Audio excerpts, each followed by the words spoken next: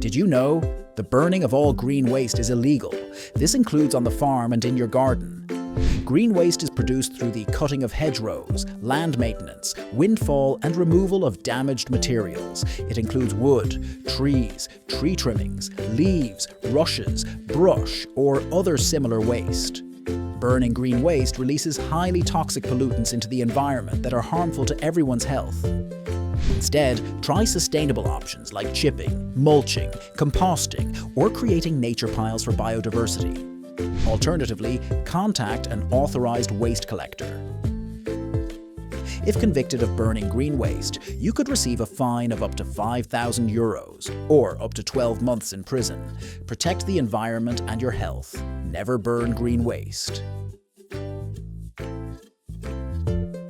Find out more about waste management options in County Roscommon. Visit www.roscommoncoco.ie or scan the QR code.